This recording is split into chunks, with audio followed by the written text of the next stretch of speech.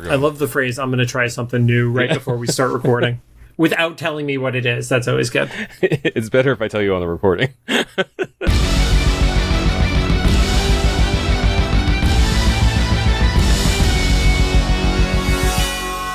Oh, welcome to Cyclops is Waiting for Me, an X-Men animated recap podcast with Wolverine and the X-Men, episode 11, Past Discretions. I'm JC, and Rod has me really nervous, and I'll let him talk about that during his intro. But just a quick reminder, last episode on the feed, if you somehow missed it, we interviewed Lenore Zann, who is the voice of Rogue in X-Men, the animated series, and X-Men 97 on our companion interview show, the Xavier Files.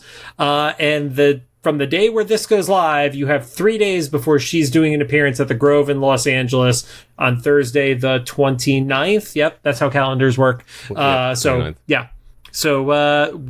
I will definitely be there. Rod, if he survives that long with the way his life is going, who knows?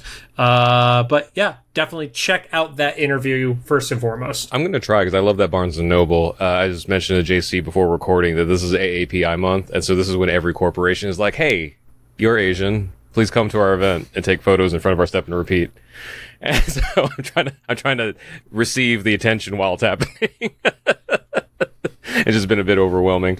Anyway, and I'm Rod. The thing I was so I mentioned before we start recording that I was gonna try something new. So when we go through the breakdown, I have my iPad over here, and I'm gonna try something because I never remember stuff from the episodes. I'm gonna play the episode on silent as we're talking about it, and then whenever we stop, I'll try to remember to kind of stop it around there. So I'm not wait, who were the 4 people in the corner or something because I never remember this stuff. Because you always say oh, did you see what happened in the cabin? I'm like, no, I didn't even know there was a cabin. He's like, that was the whole scene. I was like, oh, so I don't know. So I'm just going to try to have the visual here and see if that works. But nobody else will know. But if you... But you'll know. Let's see. And I'll definitely know. And we'll see if it actually helps my memory, because it's not even going to be memory. It'll just be right here. But anyway, so Cyclops is Waiting for Me is our bi-weekly podcast series where we're going back and watching every single X-Men animated episode we can find. The podcast started with the original 1992 X-Men the animated series, building up to the release of X-Men 97. And along the way, we've completed X-Men Evolution and launched our companion interview show, the Xavier Files. As JC mentioned last week, we had Rogue, Lenore Zann, the original Rogue. And now that we have it confirmed that season 2 of X-Men 97 will be dropping in 2026, we're dedicating this year to all of Wolverine and the X-Men. Some quick reminders. We are a recap show about a series that started over 15 years ago. There are going to be spoilers, and if you don't want it spoiled for you, pause the podcast, watch the episode, and come back. We are not currently sponsored or affiliated with Marvel Animation, Disney, or Disney Plus in any way. And don't forget to follow us on social media at Cyclops IWFM Pod on Instagram, Threads, Blue Sky, and Facebook at the time of this recording. TikTok's still here. We were just discussing what those dates may be. And JC's still doing the trading card unboxings. Yeah, I need to catch up on those. I kind of fell off getting those up daily. I still have 3.5 boxes worth of those to post. Oh, wow. So, yeah. and that reminds me, I got to talk to you about what we do with those for a YouTube idea after the fact. So, yeah. And I'm for once, I don't think I'm that far behind. Actually, by the time this goes up, I'll probably actually be caught up on reposting stuff on the TikTok. Yeah. And kind of similar, I've been meaning to do this for a while, and I don't know when this is going to happen. Maybe the holidays. I don't know, whenever I have a day free. Actually, I was cleaning out one of my storage things the other day, and I found all my trading cards, binder thing. And I transferred them all to my Trapper Keeper. And so I feel like that's probably worth splitting up into some shorts or something to go through the different cards, because these are the actual ones I had as a kid that were various series. I'm literally gonna buy you the right kind of binder, because just the regular circle ring binders, if you close them the wrong way, they will bend the cards at the bottom. You need the one that's basically a vertical spot on one side of it to prevent bending. Oh, so what's even better about this one is the reason I transferred the Trapper Keeper is I had a Trapper Keeper I got for something else. Of course you did. It's been something. It was for a video thing I was doing, and then but it has that binder clip on the top. So it also had 5-star folders in it.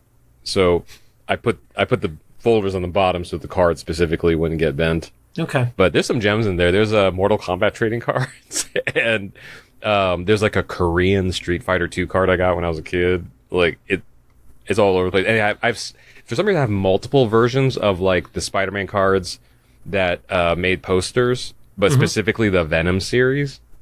Okay. Stuff. So there's all kinds of stuff in there, like the characters I forgot about. Like I have a like surprising amount of Polaris cards. It's kind of interesting.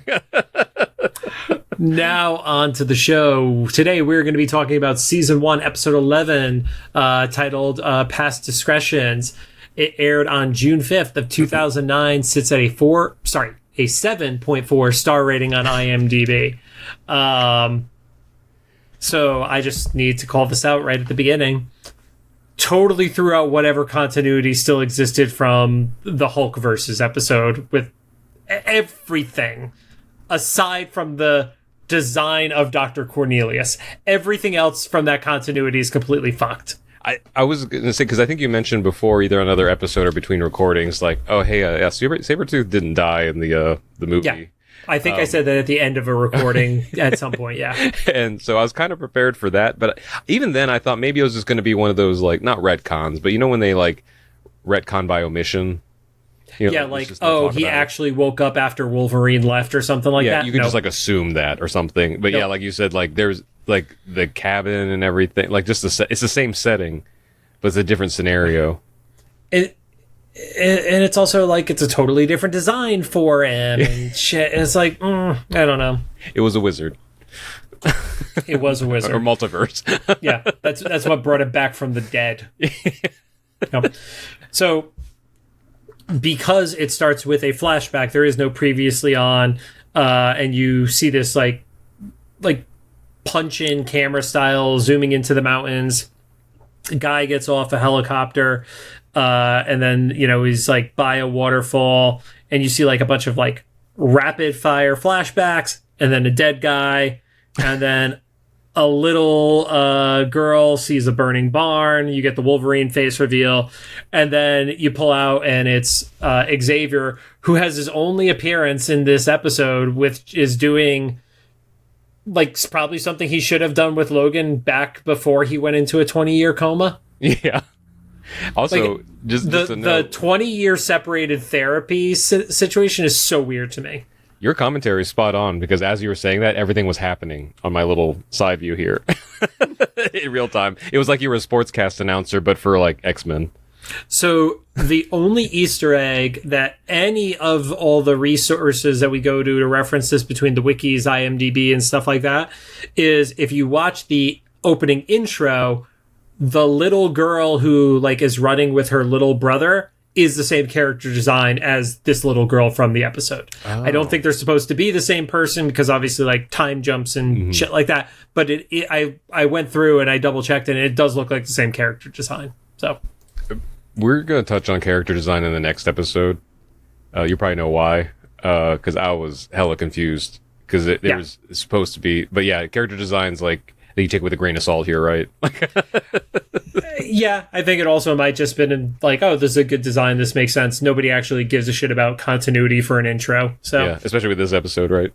Mm-hmm. Yeah, seriously. So we get through the animated intro. Wolverine and Xavier are having their little back and forth. And it just, like I said, it feels weird that they're having like a therapy session with Xavier from the future. Mm-hmm. I feel like that should not be a priority for Xavier. Right. Like, it's weird to me that in this whole thing of him needing Logan to like fix the future, he's worried about doing a therapy session with him. Like, that's, I don't get that from a narrative concession. Yeah, because I think this is, if it's not the only time, it's one of the few times that we don't see where Xavier goes after the time connection thing. So we don't know what is he just bored? Is that why he's doing it? Like, yeah, there's really no indication to it. Like, the last we saw him in the series was after he escaped the Nimrod location, basically. Yeah, and I guess or Master Mold location, not Nimrod. Yeah, I guess technically now he has like the portable Cerebro, so maybe that's a part of the explanation. Is he more mobile with it? I don't know. I guess we'll find out. It's weird. It's definitely weird. So, but Wolverine wants to know more. Xavier can't show him anymore. He's basically like, yeah, it's like your own mental blocks are in the way. And then Xavier just straight up is like, no, you shouldn't do this. Yeah. I really don't like this version of Xavier, dude. Like, I kind of like, I thought the shades of gray were shady in Evolution. I just straight up don't think I like this Xavier. Yeah, I guess because we just don't know what he's up to, right? Mm-hmm. Like he's literally in a different time, maybe timeline. We don't quite know how that works. He can't be in a different timeline. He's still the future of this Logan. Well, I guess the thing is, this is where time travel gets messy in many ways in shows. Like, which, by the way, quick insert, I literally texted Rod and said, this episode has flashbacks, so I'm just going to definitely be the host for it. So that's good considering how it was the first 2 episodes that we recorded this. I didn't know that the flashbacks were happening. I thought they were like premonitions or something. Yeah. Yeah, so like I get where the time travel gets messy in this one specifically is because Xavier is communicating with Logan. If something changes in this show's present, does the communication happen? I get right? Oh, it's basically like, what is it, the grandfather paradox? Kind of, yeah. So it's like if the butterfly effect happens, does like the events still take place in which Xavier's having this current conversation? Right. And then like what happens with all that? Nope. No, it's not even worth trying to figure out. Yeah. You see sad Cyclops is sitting out by the cliff over the water, and Emma is creepily watching from her window on it. Mine said, I love this. Like, Cyclops is on the cliff in New York, by the way. Yep. Everybody's favorite cliffside. Right. Cyclops is watching the ocean. Emma is horny and watching Cyclops. And Logan is watching Emma being horny to Cyclops watching the ocean. And Logan is surprised that he was actually able to sneak up on it because he's like, oh, I didn't know you could sneak up on a mind reader. And it's like, well, she has to actually be like paying attention. But also, did you get the impression that she was just like a little flustered? Because when I said horny, I was kind of like, that was the reason. Because she was like, oh, because, like she was like a little distracted. Oh, yeah, she was definitely distracted. Yeah, I don't know if she was necessarily picturing Scott naked, but she was definitely like thinking about Scott. Yeah, totally. Or even like when I say horny, but like I mean even just like falling for someone, right? Like even if it's not necessarily all physical or something. Like she just like, and I'm more aware of it now because of what you and other guests have told me about like the history of Cyclops and these other like telepaths. Really horny for all telepaths. Yeah. Yes. And now they're like living in a house together, and she's just watching him watch the ocean. I don't know. So it's funny. Yep. Scott moves on really easily to other telepaths when Jean isn't around. So while looking for Jean. Yeah. Or mourning Jean. Right. Hey, everybody mourns their own way, right? Yep. Or grieves. So Logan wants help, and right off the bat, Emma knows, oh, you've already tried this. Charles couldn't, and then Logan's like, no, he wouldn't. I like that writing. Mm-hmm.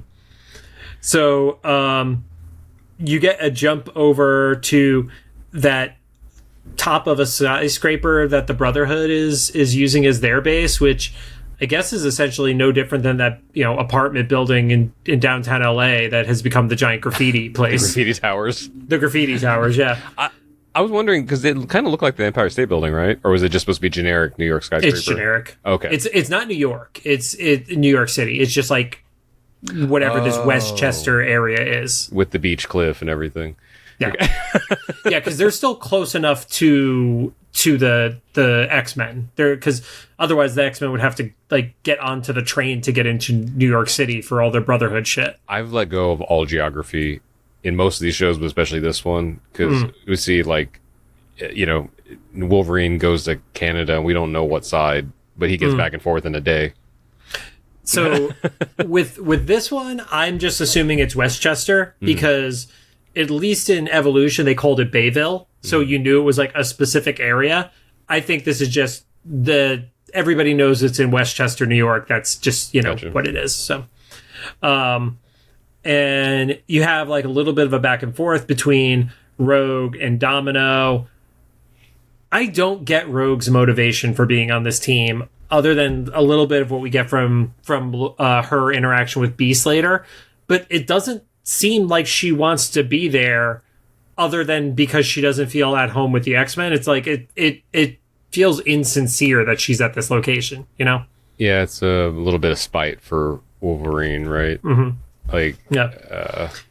And then you get a quick little back and forth between Quicksilver and Blob, and it's essentially one throws out that he doesn't trust Rogue, so now I don't understand why he wants her there, and then is like, I need you to watch the door, and Blob is on guard duty because Quicksilver apparently can't just shut a door and have a soundproof room.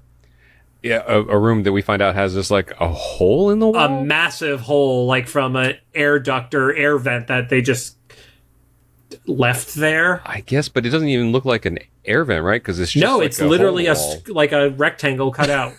It's like a cartoon, like from like a Tom and Jerry cartoon, right? Like where Jerry would like run through between rooms and stuff. But I feel like those were at least like, that's a mouse hole, or that's like a circle. A knot poked out of like a piece of wood. This is just a perfect rectangle cut out, and like literally it looked like it was like even plastered and painted on the inside. I really don't understand what that was. But Quicksilver and Magneto are having a little bit of a back and forth, being like, you're telling me I got to do the impossible. Magneto gives the whole like, I'm a crappy father moment of like, well, are you saying you can't do it? He's like, no, of course I'm going to do it, but like, you need to let me into Genosha. And this version of Magneto, like, just is like, we'll see. He won't give him a definitive answer, as Rogue is listening through the hole in the wall, obviously. Yeah, I still can't get over the hole. Like, I'm watching it now, and I'm just like, yeah, that was just as blatant as like we remember it. Mm-hmm. Especially now knowing that it's Liam O'Brien from Critical Role as the voice of Magneto, it just really makes me laugh, because it's like he's doing such an Ian McKellen impersonation here, and it's perfect. But it's just like, God, you're such a bastard. So, back at the mansion, you have Logan and Emma, who are doing their little bit of like psychic back and forth. And you see more of the interaction with Logan and the guy who was knocked out cold and presumed dead. And at first, because I've been rewatching these twice before I do it, I do one with notes and then one with no notes. And at first I thought that the guy like phased through him like a ghost. Same, yeah. As opposed to being charged up and missing him. There was something with that first animation that I legit thought it was like a ghost scenario. Yeah, I had to hear like the guy that he killed, or quote unquote killed, like has phasing powers. We come back and Emma is like, yeah, there's just the connections between your memories are missing. And you got to go back to the cabin to figure it out, and Logan doesn't know where it is. But the piece of it that I kind of dig with, like, they talk about like his brainwashing and stuff like that, is they mention the connections are severed. Because the way memory works is, according to what I've read, is you're not necessarily remembering the original time. You're remembering the last time you remembered it. Yeah. So that's why you become an unreliable narrator about stuff over time. You know, that's where we get like Mandela effect and stuff. Exactly. Yeah. So, yeah. So, I thought it's just interesting, because it's like, well, the connections aren't there. And it's like, well, yeah, if your memory got wiped, you wouldn't remember what any of those connections are. So, yep. But she does distinctly remember it is at the base of two mountains. There is no fucking way there is only one location in Canada where it's two mountains. And somebody, please feel free to comment that we're wrong and show like a link in Google or something like that, because I'm not going to search for it. But just that whole loose, it's the base of two mountains thing, I'm like, there's no fucking way. And she didn't even say, because later was a Beast like clarifies twin mountains or something. I don't think she said twin. She just said at the base of two mountains. I'm like, two. So surely there, if not, I would just assume most mountains come in more than just one, right? Especially in Canada. Like that, I don't know, but I guarantee it's not a small number. Yeah. I mean, shit, she didn't even know it was Canada. Oh, that's right. Yeah. Yeah. Then we hop over and we have a very dated conversation where Kitty is reading Little Women as she's organizing the library. And they're putting every book apparently in alphabetical order, which is just a really like weird thing to organize everything purely by alphabetical order. It must have been one of those like Beast, like Mr. Miyagi kind of exercises, right? It's like for your posterity or something. Yeah. And then Bobby says the phrase that would not resonate today, calling everything so dial up. Yeah. So I'm trying to think. This is in the early 2000s. I guess there was 2009. broadband? We still would all have context of dial up if we were old enough to watch the 2009. X-Men. Yeah. Oh, I'm still thinking of Evolution. Okay, so that makes sense. Okay, so there is like so Wi-Fi and broadband was like pretty. Okay, yeah. Okay. Oh yeah, absolutely. Gotcha. Yeah. But Beast comes in and just like gushes over books and stuff like that. But he's like, yeah, only a small amount of books are actually digitized. And it's like, well, that's no longer the fucking case, Beast. Yeah, that conversation is so interesting because right around that time, I think it was 2009. I was working at Barnes and Noble part time, and we were talking about the reason Borders went out and Barnes and Noble stayed around was because Borders completely rejected the e-reader thing very early on. Well, they eventually caught on to it, but very late. But Barnes and Noble, they might even still have it, but they have the Nook. They kind of like embraced it. Like they were like, here's our version of the e-reader. And at the time it was the same conversation. You're like, there's only like 20 books for this thing. Yeah. But Beast starts climbing one of the things. He's like pulling all these books. And then you get the impression that they tried looking through books because there are a few open ones on the floor. And Bobby's on a laptop that the back of it is supposed to be an X-Men logo, but it literally looks like an Xbox logo that's on the back. And then, of course, he's using X Search as his search engine, which has to be wildly inefficient and expensive to run that. But also, like, especially given the time period, it doesn't sound like you would... It sounds like it'd be an adult search service, right? I mean, even today... Yeah. I'm gonna say, like, I kind of want to search it with Safe Search on right now, but I also don't want to search it with Safe Search on. You don't want to be on that watch list. No, dude, it's... Because there are, like, the reputable sites that everybody's like, all right, that one doesn't do the illegal shit. That's okay, but, like, I don't want to get flagged for something. Yeah. So, just to prove it on a show, that seems like an awful idea. But quickly goes to X search image results, and Wolverine recognizes it, and then Beast is like, I have the book that it's in, like, as if that's some, like, consolation that he was right, you know? Yeah, it's like, also, we could just continue to look at this, like, article and image that we already found that's probably, like, very linked. The one that'll literally give you, like, longitude and latitude and GPS coordinates and stuff like that. Yeah. Jump over, and Wolverine is on his bike. And then very quickly, security cameras are popping up out of the snow as he's up there in Canada. And you see a bunch of scientists looking at facial recognition scans. And you see very specifically, he is called Weapon X here. Outside of the Hulk versus stuff, we've not heard him called Weapon X yet in this, I don't believe. Okay, yeah. It's hard for me to remember just because it's so normal for him.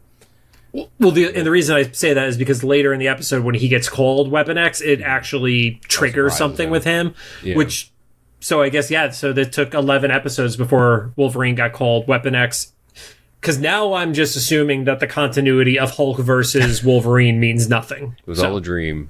It was a wizard. Yeah, it was a wizard. I didn't know the character we were about to meet. I didn't know his real name, so like the only thing I wrote this down in case it was mattered. It said, Cornelius said that Logan's in Zone 53 in the Nord property. Right. I was like, that seems very specific. So, well, now I have to look up 53 to see if there's any significance for that one. But I did recognize Nord as a very obvious last name, kind of like when like Vanisher stuck out to me in a previous episode. So, X-Men 53. Let's see. No, they are fighting a... Is that a Badoon, which is an alien race? X-Men, the volume, the Jim Lee volume, that was an Onslaught episode. So it does not look like there is any specific connection to an X-Men 53 to Maverick. Yeah, we do get Dr. Cornelius, which that's the one who was the same character design as he appeared in Hulk Versus. Because remember how I was like, did they call him Dr. Cornelius at all in there? And you and Pablo were like, we think we just called him the Professor. Yeah. Yep. And there's the other scientist that reports to Cornelius. Yes. That he looked very specific, and they never named him, so I'm just going to guess it was like based off of one of the animator's friends or something something. He actually looks a lot like the scientist that befriends Peter Parker in the like mid 2010s, where they create this it's like Parker Industries, and I want to say it's called Horizon Labs, but I could be wrong about the name of the company. It's been a decade since I read that story, but very much that same visible style. I don't think the two have anything to do with each other, but very reminiscent of each other. Gotcha. So, yep. God damn it. Now I have to look up the name. I think it was interesting here, too, that Cornelius was like somewhere else that they had to like kind of hollow talk, or, chat or whatever. Mm-hmm. So I don't know. I guess he's going to be coming back because he survives this and stuff. Like, okay. I was right. It is Horizon Labs. Mm-hmm. The character's name is Max Modell, who is the name of that scientist who's like the founder, who like kind of takes Peter under his wing, and gotcha. Peter fucks up because it's Peter. But that's a Spider-Man's podcast. We are an X-Men podcast. But yeah, and then it's like they have an interesting conversation where it's like, well, we should have eliminated him. Is like, well, he's too hard to contain, and he's like, what was it, too expensive to eliminate? Yeah. That doesn't make sense. They don't want to cut any loss. Yeah, they don't want to cut their losses. Like, are they just worried that he's going to murder like $10 billion worth of other soldiers, and that's the value for it? Like, I get the sunk cost fallacy on it, but at the same time, it's like, if you can't contain him and you can't use him, like, he's kind of worthless to you. The only thing, and this might be like giving a lot of credit to what is probably not very important. The only thing I can think of is like maybe Cornelius like reports to some Canadian government thing, and like he has to report the losses or whatever, So like if he eliminates him, then that is like whatever billions of dollars a loss that is just going to like ruin his part in this operation or something. But I don't know. And then we get the reveal of a much better design for Sabretooth. He's and alive. Don't get me wrong, he's not my favorite design of Sabretooth. I mean, 92 is iconic, obviously, and I like jacked version of Sabretooth from Evolution. But God, it's so much better than the Hulk versus version that... Let's just pretend it's a different character who did actually die, maybe. I guess it technically, like, this is one of those things where we give too much credit to, like, off-screen stuff, but, like, yeah, maybe there is multiple Sabretooths, because this was, like, a, X-23 and Wolverine, and, we don't know how that stuff works. I think it was kind of new for me for Sabretooth to have been Logan's superior. That has happened in some of the it's not Task Force X, because that's Suicide Squad, but their whole, like, Department H crew. Yeah. Gotcha. Yep. Jumping back to the mansion, and that's my one jumping back for the episode. Rogue's there. Bobby answers the door. Beast is like, "You're stupid. Go back to the library to help Kitty." It's like, why did Bobby answer the door? Yeah. He had no purpose there. He literally wandered off. Like, he's just such a himbo in this that he wandered off. And Rogue is instantly pissy that Logan isn't there the exact time that she chose to visit, which is why I just, like, I don't dig this version of Rogue right now. Like, there better be, like, a great reveal in, like, episode 15, because I have no empathy for this character right now. I gotcha. I kind of, not that I have empathy for her, but I kind of understood that, like, her going there proved her point to herself. I guess the Beast, he's like, let me guess. He took off, didn't tell you when, didn't tell you where, didn't tell you how long and stuff. Although Beast had a good comeback. He was like, this time, I was just going to say, I loved his response on it. Yeah, he's like, you lost your privilege to know that. So he's like, oh, actually, this time we do know. Maybe not as long, but like they know where he went. So he has a rough idea. I mean, they found it on Logan had a legit reason of not being able to say why, because he didn't remember why. Yeah. But I guess, I mean, he didn't know how long he was going to be gone. Yeah, but he knows fine. where. Yeah. I mean, like you talked about, he's probably only gone for like 48 hours at most at this point. So yeah, it looked like it was a day, but they don't say definitively. Mm-hmm. Yep. And then it's like a whole like, oh, don't trust him scenario. Logan is in the snow and he starts having these flashbacks. And the first one, I didn't pick up on it at first until we got a little bit later into the episode with the way that the character design was shown. But it was Sabretooth actually giving Logan the, the rundown of what his target is. And, it was like, yeah, he's like a real maverick. And I was like, okay, well, if that didn't hit you over the fucking head enough, like, yeah, because Chris Nord, the average person would not know who the fuck that character is. You barely know who Maverick is, and we've been doing an X-Men podcast for 3 years. Oh, that's right, Maverick, he was the running gag, right, in the original series? Yes, Rob. Okay, yeah, okay. Man, to my credit, that original series was a couple of years ago. Like I said, we've been doing this for over 3 years, and you still barely remember Maverick exists. I didn't know that was his power set. Either that, or it just like it was represented. It was the best explanation of his power set that we've gotten ever. Okay, because I never really kind of grasped. He's just like one of these like superhuman people. But yeah, like I'm watching the scene now where the first time it's Sabretooth giving the orders. Like it's definitely meant to be like kind of like hiding that a Sabretooth. Right, because it's a big burly person, but it's over the shoulder and you don't see like a claw or the hair or the jawline or any of that stuff. So but he has a printed picture of Maverick. That's why it's great. It's like, we're not going to show you this until you're ready to drop off the helicopter. Then one quick comment with like the kinetic redistribution being the phrasing for it. It reminds me of the Sebastian Shaw power set. Oh, okay. Like the way of describing it, Yeah. Yep. Then he's at the edge of the waterfall. He sees the house is totally destroyed and the barn has been burned down. And then there's this random rappel line that has apparently been there for 20 years. Yeah, right. We don't know how long. I guess, well, maybe not 20, because I guess, how old is that girl supposed to be? Because she was...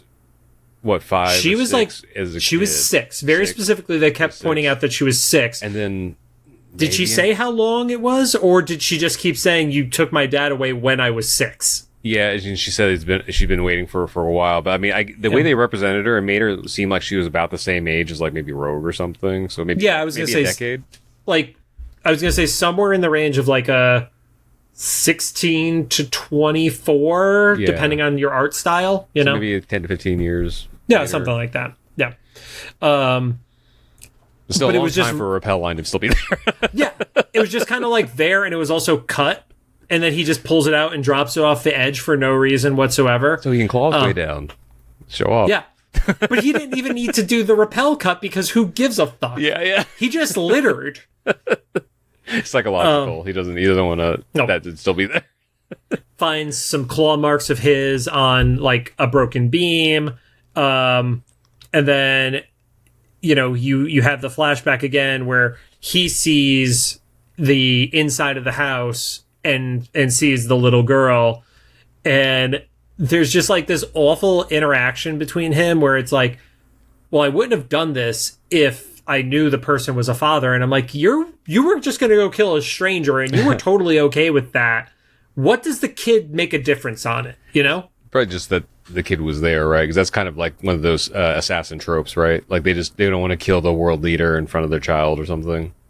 I mean, usually it's just like no kids or no women and kids, but like I've never heard the like I won't make somebody I won't make somebody an orphan. Like that kind of feels that felt to me like they were trying to make Logan a better person even when he was going through his brainwashing shit, as opposed to like being a killer. Like that felt forced to me a little bit. That was interesting with this episode. Yeah, they were trying to put like solidify that he was inherently a good person.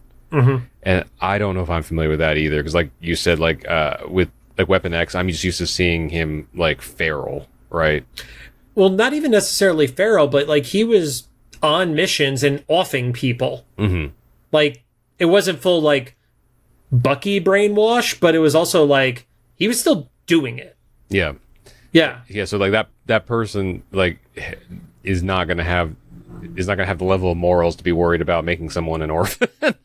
Exactly. That's the part that doesn't like if he's legit brainwashed, like, you know, Bucky Winter Soldier brainwashed, sure, but like being okay with going and killing a guy, but then being worried about them having a kid doesn't feel sincere to me. Yeah, yeah. Like, it's more of a like, oh, well, I'll kill them where their kid can't find them or something. Like, I'll make them disappear rather than I'm going to stab them in front of the kid. You know, like there is a difference to that. And I like how they pointed out, like, yeah, her name is Christy, and I was like, first of all, Chris and Christy, funny. And then they were like, she likes horses, maybe specifically. Yes. But the next question, is Christy a character in like Marvel canon? No, they are not. Okay. I did do a double check. This Christy was created specifically for Wolverine and the X-Men, as far as I could find. So that Chekhov's horse girl mention pays off very quickly. Very, very quickly. But it was also hyper obvious at that point that it was Sabretooth on the comms because he specifically called him Runt, which is part of that common back and forth between Logan and Sabretooth. He always calls him Runt because he's always bigger than him. I didn't catch that. Okay, yeah. Yep. And then Christy arrives and has amazing telekinetic powers on a horse. Yeah. No. Holds a rock against him and then engulfs him in like stone. So that's why I was asking if she was a specific character, because that seems like a very specific power. Because that's like, it's like earth shaping. Yeah. Or it's like a rock slides power in the comics. I forget. You never watched Airbender, right? You're gonna say he's an earthbender, basically. It felt like an earthbender kind of thing. I know enough about it to understand what it is, only because people have explained that a water bender can do that with blood, and I think that's hilarious. Yeah, that was wild. But this was like even like an elevated earthbender thing, because the earthbender was like you could take like rocks out of the ground and stuff. This was like Magneto level liquefy metal. Yeah, shaping it. Yeah. Yeah. It had what is it? I want to say the spell is just called Move Earth. But, like, that's a thing in Dungeons & Dragons, like, especially where I am listening, mentioned Critical Role earlier, like, we're at the point where Keyleth is just constantly shaping Earth everywhere in their plans. He, like, reawakens inside the house, and she keeps, like, almost suffocating him with the rock, too.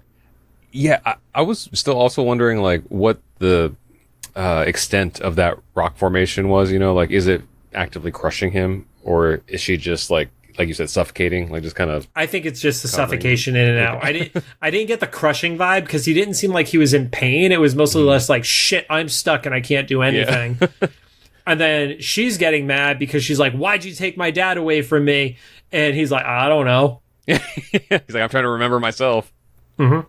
And then the comedic timing of this tranquilizer dart, which is the hardest tranquilizer dart I have ever seen shot. It breaks through a window.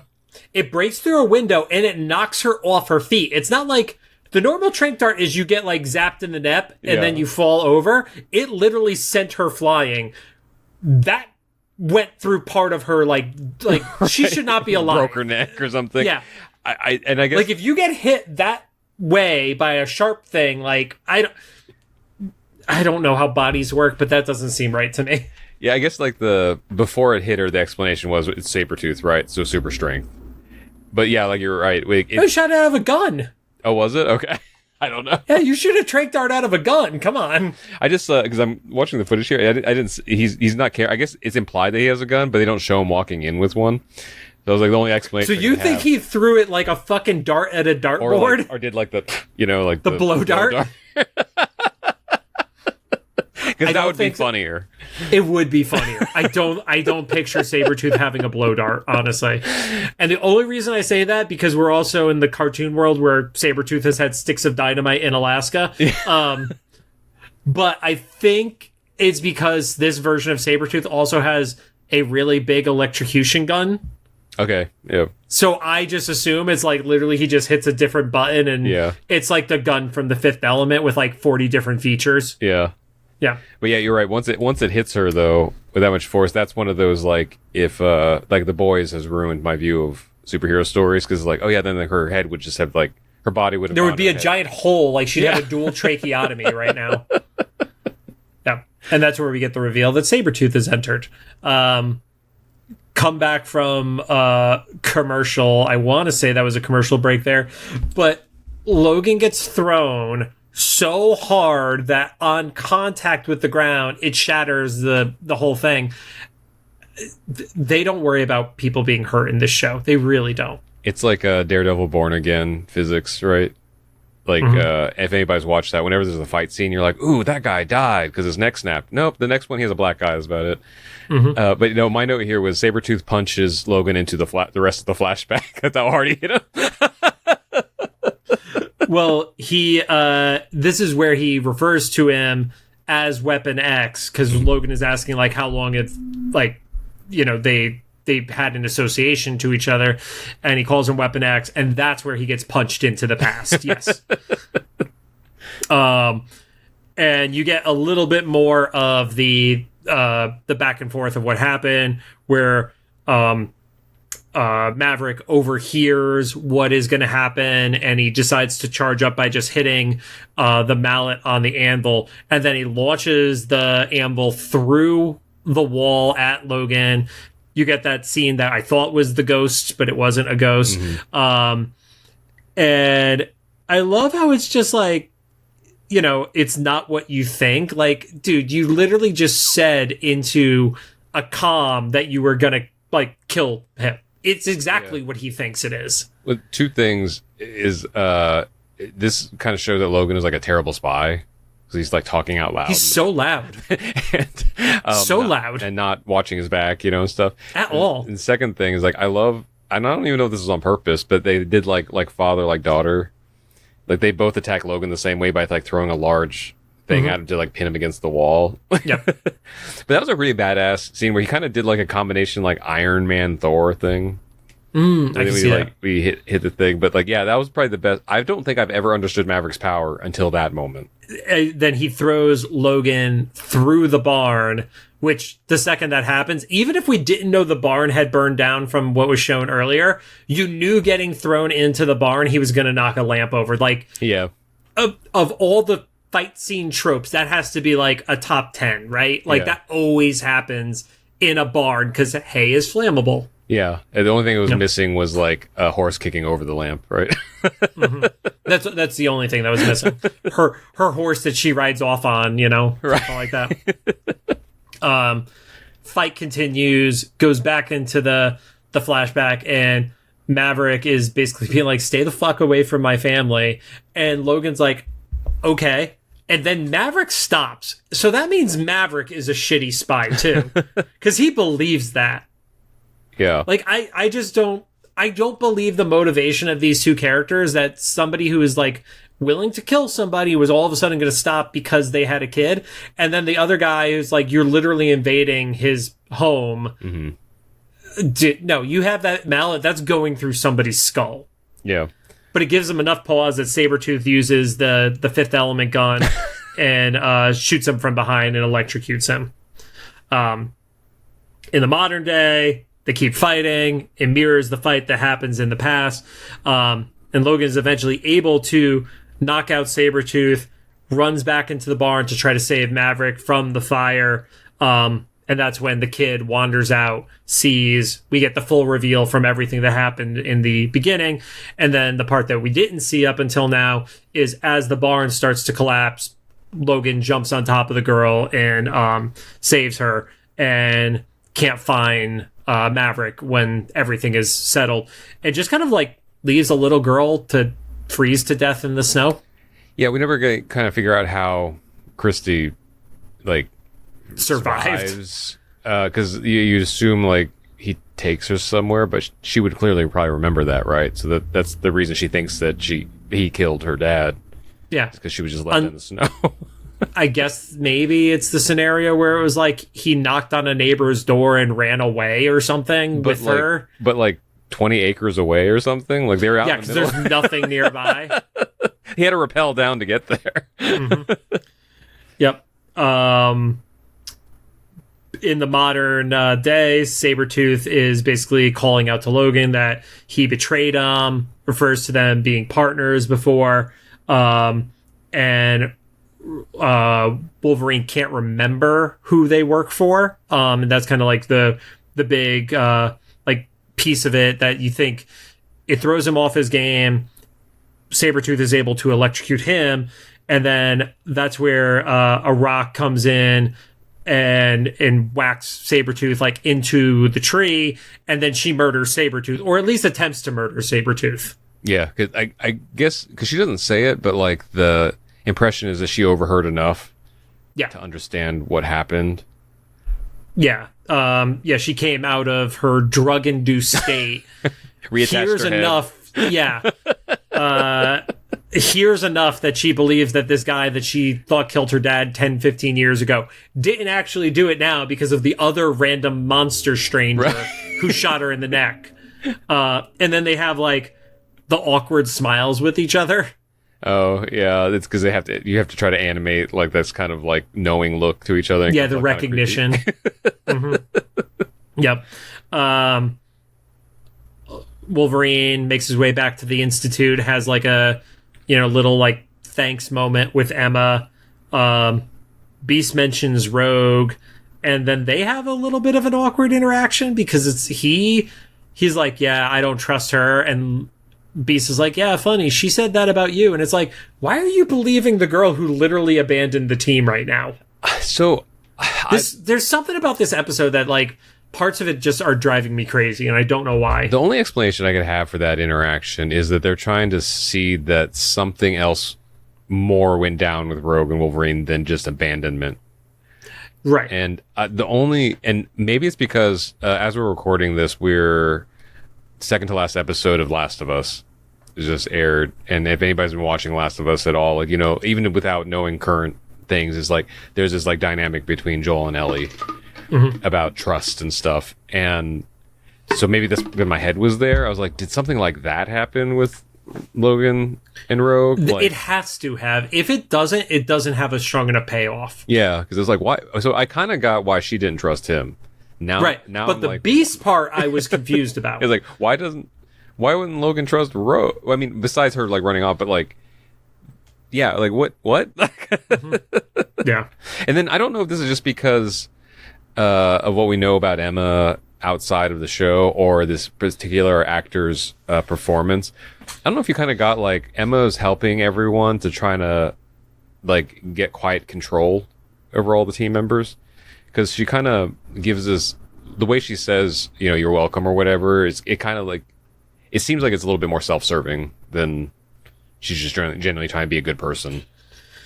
Yeah, I mean, I think that may play a part of it. It's hard not to have that bias when it comes to Emma because from a character perspective, she had to do bad things to get out of a bad scenario. And we don't know that much about this one.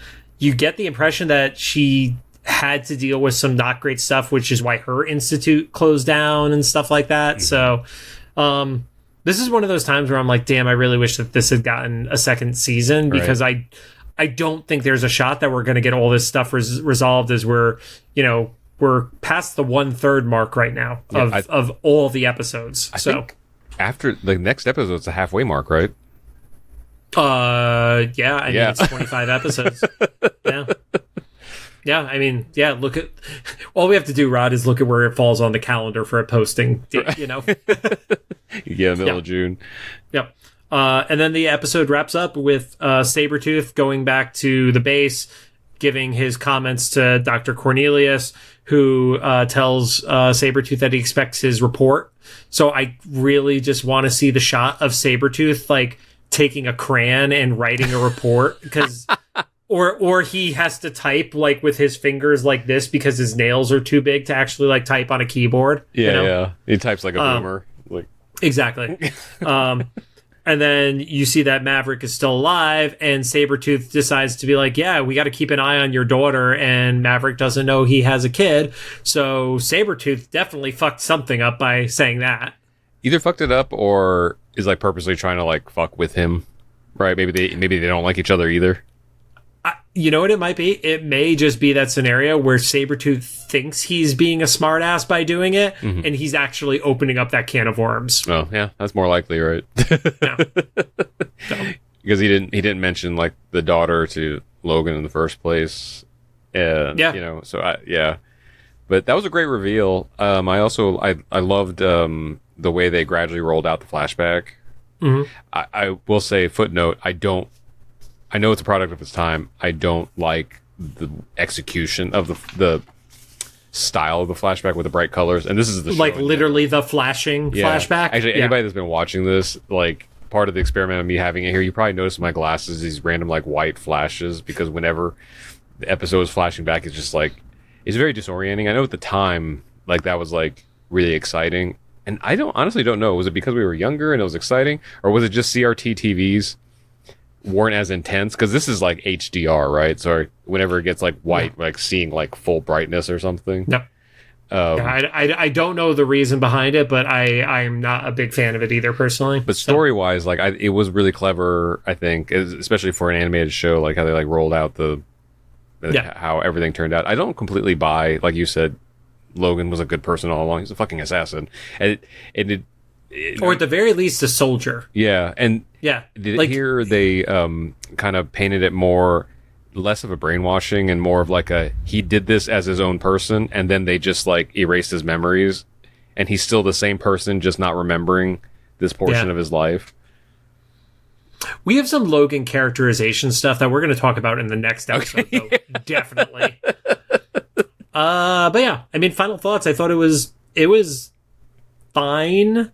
I would say it unfortunately falls in like the bottom grouping of episodes for me, which is not like, none of them are bad, but this one is also like, there's something about the characterization that like it doesn't hit sincerely for me. So it is what it is. Maybe I liked it a little bit more than you. I mean, it's not my favorite, but I don't know if I would necessarily put it in the bottom. But I think maybe for me, it's because the characterizations are a little bit more vague for me, because I don't have as much of a comic background and stuff. Yeah. You don't have biases of 40 years ruining shit for you. It does bother me. It has this like stink of the Fox incontinuity, where like it would just be better if it was something separate. Right. Instead of being kind of in continuity. This is along the lines of like, there's two different Moira McTaggarts in this universe and we don't know why. Yeah. I can't unpack why there are multiple Moira McTaggarts. Right. Okay? For no reason. No. There are 10 of them. I don't want to talk about that thing. I'm just talking about in Fox. Like, I know. They're not even doing it to reference anything. It's just that two different teams didn't reference each other. And then didn't need to be her for at least one of them. It could have been literally anybody. It could have been Christy. Like that. But otherwise, like, yeah, I did like the storytelling and the flashbacks. And it was, I would have to admit, it was kind of like a, oh shit, like soap opera moment at the end. It's like, your daughter. He's like, my daughter. Maverick's life. There's a lot of like reveal stuff at the very end. I did like the reveal of the daughter, like her initial reveal with the her showing up on the horse and having the horse sound effect. Also, that horse is dead, right? Oh yeah, Sabretooth killed that fucking horse, or it just ran off camera. Off camera, killed that horse, or it ran off somewhere. Like the horses, no one ever pays attention to what the horses are doing. Like, are you current on Last of Us? I am not. Or I guess even if you're not current, you kind of know this because this has happened a couple episodes ago. Or anybody watching any of these shows like this, where are the horses at? We've lost track of them for days. like that. And in Last of Us specifically, they're not just random. They're like specific to the characters, like but no one pays attention to these things. And but I do love so maybe it's because I live in LA, like as I get to know more, it's like, why you love horses so much, screenwriters and storytellers and stuff. Like, I don't know how, but someone has got to make like I don't know, like storytelling bingo or something, because when I'm with certain friends that do make movies and stuff, they're like, oh, let's wait for it. It's going to be a horse girl. Because that's like a trope, So it was just so funny. I actually laughed out loud, like not like text LOL, like laughed out loud when they're like, she's 6, she likes horses, and then this grown woman rides up on a horse. and it's the most canned sound effect of a horse name. Yeah, it was like Fox like sound effect library number 6 or something. Yeah, it was horse number 6 basically. Yeah. But yeah, otherwise it was fun. I'm glad I'm used to like the flashback things now, because like I said in the first couple episodes I was like, what is this weird premonition stuff happening? Well, we got to record another episode, so thank you guys for joining us. If you have any shots, God damn it, I almost made it through. Shots. No, we are not doing shots. I have to commute to the office in the morning. I can't be hungover for that. If you have any thoughts, please make sure to drop them into the comments for either the YouTube upload, the official Instagram post about this episode, or in Spotify. We've had some people popping into the Spotify comments lately, so thank you for that. And if you like what you heard, we'd appreciate a rating on the podcast app of your choosing. You can find us on Apple Podcasts, iHeartRadio, Amazon Music, Spotify, YouTube Podcasts, and CastBox. Never going to let that die. Unlike the horse. Which is definitely...